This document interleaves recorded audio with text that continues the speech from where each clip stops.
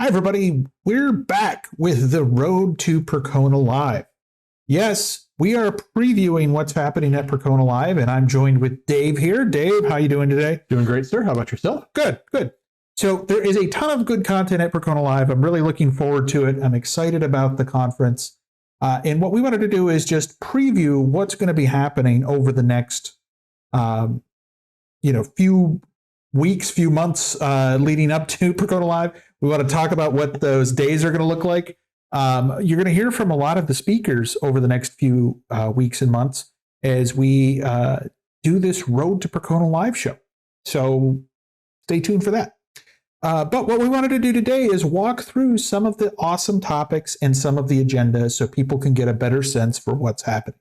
Yeah, you're going to have a great time in Austin. And I recommend starting your day at Snooze AM Restaurant and getting the pineapple upside down pancakes. That will give you all the sugar and energy that you need to sit down and go through all these amazing talks. But Dave, doesn't that mean by the time like the last talk rolls around, people will be asleep?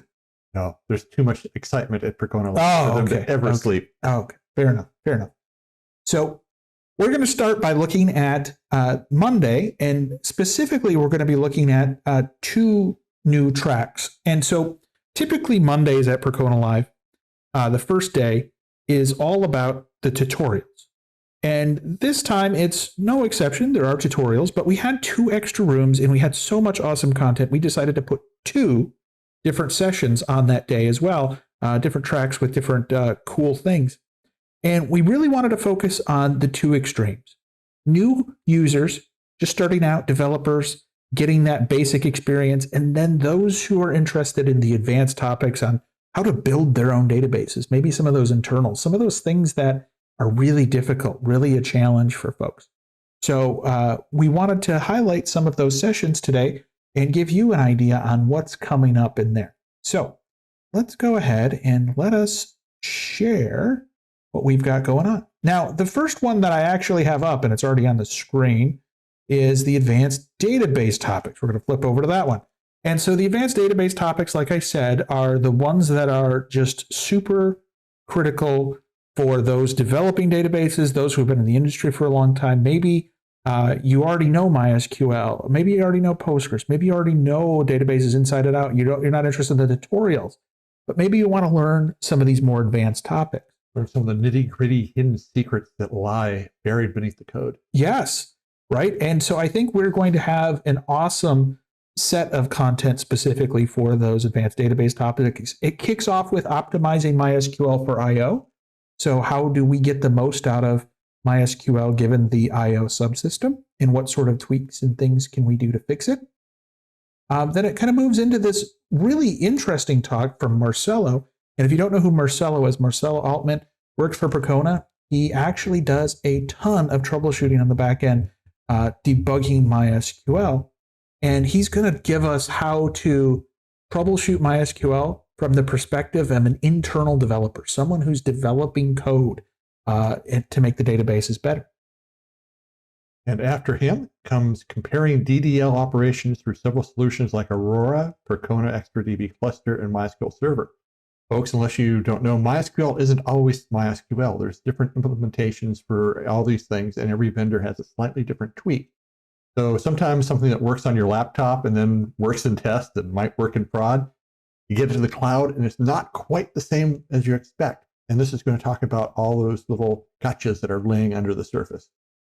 Yeah, and I think that's one of those really critical ones, because when you don't know what changes are there and how it impacts it, you just make assumptions, and assumptions are always going to drive you nuts. Yes, the old, when you assume, you make an ass out of you and me. Yes. And after that comes an interesting talk on database reliability engineering for MySQL. The term DBA seems to be fading into the ether, and the new term seems to be database reliability engineer.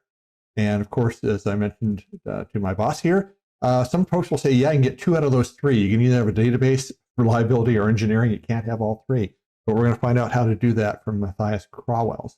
Yeah, and I think that's a good talk. Matthias has been in the industry for a really long time, a lot of experience. Pythian does a lot of work with MySQL, so that should be a good one. The next one is kind of interesting, and this one's a bit of a new one. It's from Daniel Seibold, who is going to be talking about Benchant.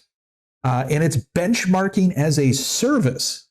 So that's an interesting topic because you can't be a database geek without geeking out on numbers. Let's be honest, it's almost a requirement nowadays. It is. And that one is going to be followed up by a talk from a longtime contributor, longtime MySQL guru, Kelvin Sun, who used to work on the core InnoDB engine. He's now over at Huawei. He's going to be presenting with a colleague of his on GaussDB, which is Huawei's cloud native implementation around MySQL. So that should be a good one as well. And that is followed by, so that's why it's so fast, an introduction to ClickHouse internals. Analytics are the hot property in databases right now. And ClickHouse has a very interesting package that's out there. And we're going to learn all the guts of that and be able to take advantage of it. Yeah, it's going to be all about those internals. And I think that is going to give those who want a bit more depth a pretty good day of content. But those who are starting out, we also have this Database 101 section. And the Database 101 section is all about getting started with MySQL or other databases. It's all about how you can get more as a developer from your system. The first one is 12 things developers should know about databases.